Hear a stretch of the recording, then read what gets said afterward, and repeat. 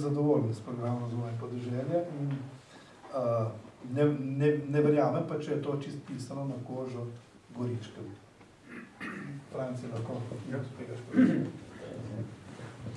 Ja, res je tako. V Kmetijsko-gozdarski zbornici Slovenije smo pravili kar nekaj težkih tem na to zgodbo in ko smo obravnavali pomurski prostor, je seveda segmentiran po določenih delih in ravno ta gorički del je prekrit, kot sem že uvodoma povedal, z kmetijsko dejavnostjo, z naravovarstveno dejavnostjo, z problematiko različnih sklopov od sociale in tako naprej in ga ni seveda možno enako obravnavati kot preostale del. Ko govorimo o državi kot konceptu in v določeni panogi, prevladuje seveda interes, da se poenotimo. Ampak poglejte, predpostavljam, da se ukvarjate s kmetijsko dejavnostjo, tako oljka kot buča sta obe oljnici. Govorimo o oljnicah. Ampak je nemogoče poenotiti, definitivno. Tako je nemogoče na nek način uveljaviti interes Primorske, Prekmurja, Notranjske, Dolenjske v skupnem interesu, ampak kot dokument mora biti za vse nekako primerljivi. In zato so seveda posamezniki lahko zadovoljni, drugi manj zadovoljni, tretji pa sploh nezadovoljni. In to drži, kar je gospod predsednik povedal. Tisti del, ki se ukvarja z klasično poljedelsko dejavnostjo, je mogoče na prvi pogled nekoliko bolj zadovoljen, kljub velikim problemom, ki so bili izraženi ob dejstvu 1:1 pri poenotenju neposrednih plačil. Tukaj je bilo ogromno hude krvi, prav na račun Pomurja kot takega. Seveda, ko pa govorimo o neposrednih plačilih, je pa tukaj zelo pomembno, da povemo, kaj pravzaprav sestavlja celoto. In sicer neposredna plačila z letom 2015 prihajajo popolnoma na novo, v celoti vse plačilne pravice. Poleg tega prihaja dodatnih 25% denarja za mlade prevzemnike, torej država nas nekako stimulira in pa tudi prisiljuje, da več dajemo na mlade ljudi in zato dobi vsak 25% več. Poleg tega, ko govorimo o proizvodno vezanih plačilih, je delež 5% na žitih, na strnih žitih, 2% na beljakovinah in 1% na zelenjavicah. To pomeni, da je ovojnica vseeno večja, kot smo mogoče v začetku pričakovali. In iz tega razloga se jaz ugotavljam, glede na simulacije, ki smo jih naredili, in naredili smo jih, verjemite, ogromno, na posamezne kmetije, daje občutek, da bomo dobili približno enako, kot je bilo v preteklem obdobju. Res pa je, da pa področje travništva ni stimulirano tako, kot smo si želeli, oziroma ravno na področju travništva, ki pa je v proizvodnem smislu potencial, predvsem na področju govedoreje, ne dobi tistega, kar je bila naša želja, in iz tega razloga smo seveda vsi nekako soglašali z tem sklepom, ki ga je že predsednik prej povedal, da pa v letu 2016 pride do določenih sprememb. Samo za ilustracijo, da nam bo lažje razumeti. Pomurski prostor, 27 občin, letno prejema 32-33 milijonov evrov neposrednih plačil. Podatek je točen, ker vsak evro v bistvu gre preko nas, 100% v KGZS Zavod Murska Sobota zagotavljamo kompletni servis do agencije. Mi si želimo, da bi več, ne samo toliko denarja, tudi v prihodnje potegnili. Težko bo, če seveda potencijala, ki ga imamo, ne bomo mogli vključiti v sistem, ki je na razpolago. Zato je najverjetneje najbolj pametno, da v prihodnje uveljavimo interes ne samo poenotenja, ampak fleksibilnosti. To pa pomeni, da vsakemu tistemu, ki na kakršenkoli način izrazi možnost, da se lahko preko najrazličnejših programov vključuje, da dobi to možnost, se pa seveda strinjam s tem, da pa ni možno poenotiti sistema v tej smeri, da bi nekomu garantiral eksplicitno varnost, ki je imel v preteklem obdobju. To pa najverjetneje ne bo, ker je država kot taka že avtomatsko dobila za 5% manj denarja in na ovojnicah, ki so bile na nek način utrjene, je veliki dvom, kako bo prerasporeditev na območju države v posameznih regijah na ta način funkcionirala. Res pa je, da se pa objektivno zmanjšujejo sredstva v letu 2019, ne pa 2016, kar je mogoče tudi v preteklem letu bilo narobe razumljeno po posameznih regijah in torej nekoliko več žolčne razprave, kot bi jo mogoče bilo v nasprotnem primeru. Del programa razvoja podeželja se nanaša tudi na gozdarstvo. Gospod Kovač, nam lahko predstavite program razvoja podeželja se upravičuje na tem področju?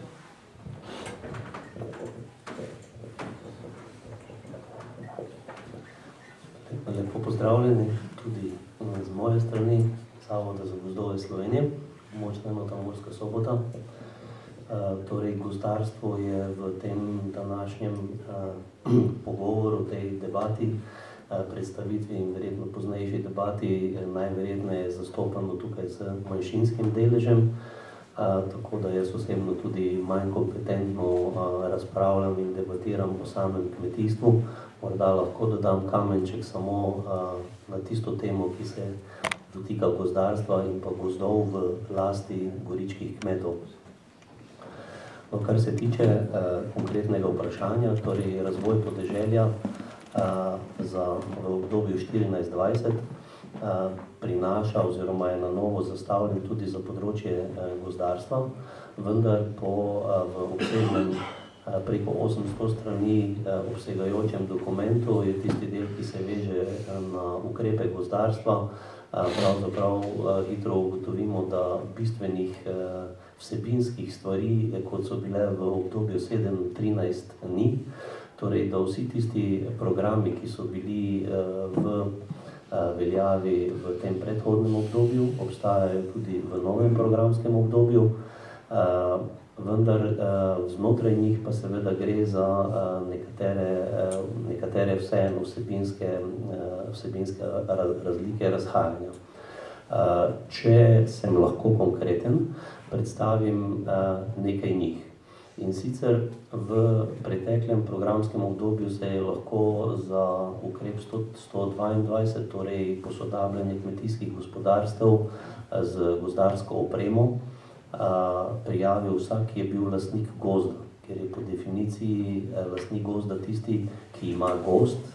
Definicija za gozd pa je tista površina, ki je večja od pol hektarja, torej se je lahko načeloma prijavil vsak, ki je imel v lasti vsaj pol hektarja gozda, se je lahko na te razpise prijavil. V bodoče je ta spodnja meja postavljena na 10 hektarjev. Tako da bo verjetno na področju Goričkega to zelo visoka meja in bo lahko relativno malo lastnikov kmetov, ki so hkrati tudi lastniki gozdov, kandidirali na te ukrepe. To je zelo taka pomembna ločnica. Potem drugi pomembna sprememba je tudi v deležu sofinanciranja investicij. V preteklosti smo bili v gozdarskem sektorju vajeni na 50% sofinanciranje projektov od upravičene vrednosti, torej od neto vrednosti nabave novih strojev oziroma investicij v vlake, gozne vlake in gozne ceste. K temu pa je bil dodatek še 10%, kolikor je lastnik imel pretežni delež gozdov v zavarovanih območjih, torej območjih Natura 2000, kamor v celoti sodi tudi Goričko. Tu zdaj gre za spremembo, teh dodatnih 10% se ne pojavlja nikjer več, torej tega ukrepa ni. Tako da tu sta dva bistvena segmenta, ki bosta seveda v naslednjem tem programskem obdobju bistveno zmanjšala možnost kandidiranja naših lastnikov gozdov na projekte. Torej, če je bilo tako splošno nepisano načelo v programskem obdobju, da se skozi projekte pomaga vsem, torej tudi malim in predvsem malim, je sedaj programski dokument spisan tako, da se pomaga tistim, ki so že dovolj veliki in ki lahko razvijajo svoje kapacitete naprej.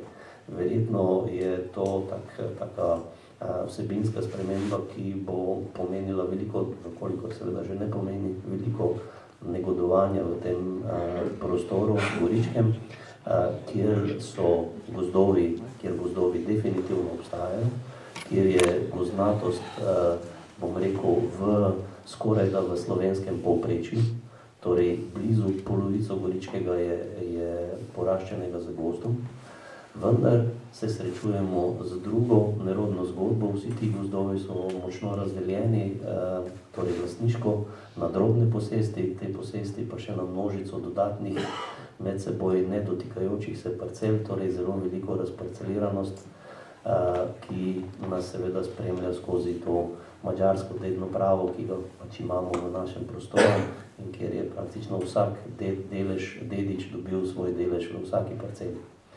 Tako da v tem pogledu PRP-ja so stvari v bodoče sicer spodbudne, vendar omejujoče, torej za vse večje lastnike gozdov. Toliko za njih.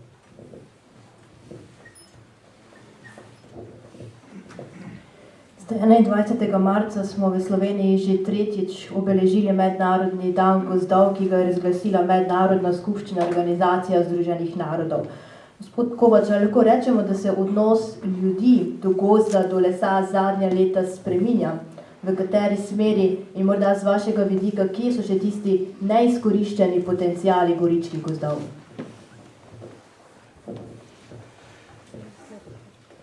Torej, ko sem razmišljal o današnji debati, sem vsekakor iz teme, kakšna je prihodnost kmetijstva na Goričkem, nenehno zmeraj znova prišel do zaključka, da verjetno danes debatiramo tukaj o gospodarskem vidiku kmetijstva.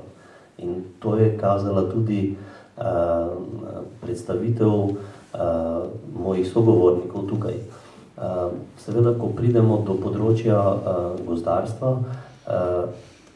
se seveda srečamo tudi z drugim vidikom, ki je negozdarski. Včasih pravimo, ki je naravovarstven, ki je lahko tudi čustven, ki je lahko socialni, torej ne zgolj gospodarski vidik. Torej tudi jaz, ko sem razmišljal, sem seveda nadaljeval razmišljanje v tej gozdarski smeri oziroma gospodarski smeri nad tem lastništvom gozda, ampak glede na to vprašanje pa moramo vedeti, da so naši gozdovi, manj jih je, bolj so obremenjeni z vsemi drugimi vlogami gozda, torej z vsemi okoljskimi in socialnimi vlogami gozda in manj z gospodarskimi. V splošnem, to je za vso družbo, za vse uporabnike. Seveda danes ste tukaj samo lastniki in prav gotovo je pravilno in legitimno, da v ospredje postavljate in postavljamo gospodarsko vlogo. Naša zakonodaja, Zakon o gozdovih, govori o 3 vrstah funkcij. Okoljski, socialni in na 3. mesto postavlja gospodarsko vlogo. Jaz osebno zmeraj, ko imam priliko povedati, zmeraj povem, da je po vseh evropskih državah in bi si želel, da bi bilo tudi pri nas, da je seveda v prvi vrsti lastnik tisti, ki seveda s tem gozdom gospodari, ki je odgovoren za gospodarjenje, za zdravstveno stanje, za stabilnost gozda in seveda šele potem vse druge vloge gozda in da so omejitve, ki jih iz tega naslova ima lastnik gozda, za njega znosne, torej da lahko z gozdom praktično normalno gospodari. Vkolikor pa nekdo želi njegove vloge omejiti tako, da trpi njegova gospodarska vloga, pa seveda more za to nekaj plačati. Sicer v tem kontekstu obstajajo tudi vzvodi v obstoječi zakonodaji, vendar je dosedanja praksa zadnjih 20 let, odkar velja zakonodaja, seveda kazala, da je realizacija teh možnosti zelo, zelo malo verjetna. V splošnem pa, torej kot rečeno, gozdovi v tem goričkem prostoru predstavljajo še zmeraj velik gospodarski pomen, Kot pa že prej rečeno, pa so vsi v celoti sodijo v območje Natura 2000, kjer predstavljajo tudi zelo pomembno okoljsko, naravovarstveno vlogo.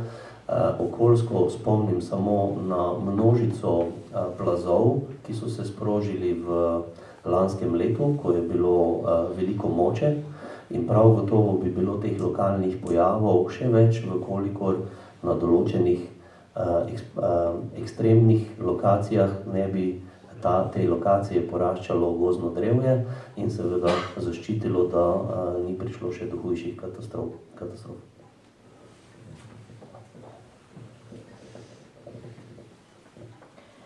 Zadnje čase se v Sloveniji zelo veliko govori o pridelavi zelenjave. Vemo, da smo na tem področju, imamo najnižjo samooskrbo, nekje okrog 30%. Hkrati pa se nenehno v različnih razpravah omenja podatek, da z pridelavo zelenjave na 2 hektarjih lahko preživi 4-članska družina. Gospod Režonja, ali je v pridelavi zelenjave mogoče prihodnost kmetijstva na Goričkem? Ja, zelo zanimivo vprašanje. Odgovorov je lahko več. Področje zelenjave je sigurno, tako kot je že bilo rečeno, mi ne dosegamo željenega učinka domače samooskrbe. Razlogov je veliko, ampak glejte, če bi bila politična odločitev, da mi želimo hitro narediti samooskrbo Republike Slovenije, iz strokovnega vidika to ne bi smel biti kakšen velik problem. Jaz zelo dobro poznam projekte, ker sem v njih sodeloval, kjer smo v bistvu za vsakega Slovenca lahko pridelali kilogram paradižnika ali pa še kakole drugega. To je danes možno, ampak seveda potenciali, s katerimi razpolagamo, so omejeni in seveda so na določenih lokacijah, ki so oddaljene od urbanih centrov, ki so veliki porabniki tega materiala in se seveda zadeve potem obravnavajo nekoliko drugače. Po mojem prepričanju na Goričkem sigurno obstaja velik potencial, ki ga je potrebno v tej smeri izkoristiti, ampak morajo pa biti izpolnjeni tudi nekateri drugi pogoji. Jaz bom zelo konkretno povedal, zato ker smo v tem prostoru, kjer je bila ustanovljena ena zadruga v preteklih 4 letih, z namenom, da bo povezala male predelovalce. In ko se je prvo leto formiralo, naslednje leto že začela z programom, konkretno prekmurskega česneka, je ta zadeva bila 100% prodana po zelo solidni ceni. Seveda nikoli ni odlična, da se razumemo, ampak po zelo solidni ceni. Veste, kaj se je zgodilo? Naslednje leto je to zadrugo, te predelovalce in celotni koncept zbombardiral en sistem v Ljutomeru, ki je šel z masovno predelavo ene linije hitro rastočega produkta, kjer je na trgu zminiral kompletni sistem cen. To so problemi, s katerimi se na področju zelenjadarstva srečujemo. Mi moramo narediti koncept na nivoju države, če želimo, da se bo regijska politika lahko vključevala v sistem. Trenutno najbolj optimalno poteka pridelava zelenjave v Sloveniji za avstrijski trg, kar je zelo čudno, ampak je res. In mi tudi v tem kontekstu delamo, da v bistvu ne gledamo, kam bo kdo svoj produkt prodajal. Za mene je zelo pomembno, da kmet oziroma kdorkoli se ukvarja s tem produktom, doseže neko ekonomijo obsega, ki za njega daje socialno varnost. In to se mi zdi najbolj pomembno kot direktorju zavoda in pa instituciji, katero predstavljam. Na kakšen način, pod kakšnimi pogoji in s kakšnim konceptom, je seveda stvar diskusije. Mi imamo več možnih načinov, po predpostavki, da lahko tudi v Pomurju izkoriščamo geotermalno energijo. To še ne pomeni, da se bomo bistveno znižali stroške, veste. To je zavajajoče. To diskutirajo tisti, ki vam prodajajo tehnologijo. Ko se zelo podrobno usmerite v to pridelavo, je v bistvu največji strošek ravno prevoz. In ko mi govorimo čim manj kilometrov, je seveda zelo pomembno, če smo v neposredni bližini velikih porabnikov. In to so problemi, ki vplivajo na pridelavo zelenjave. Res pa je, da konceptualno gledano, ta prostor tukaj je približno enako oddaljen od Zagreba, Budimpešte in pa katerih drugih mest, ki pa lahko služijo kot potencial in prepričan sem, da v prihodnje Goričko sigurno ima prioriteto v tem delu predelave.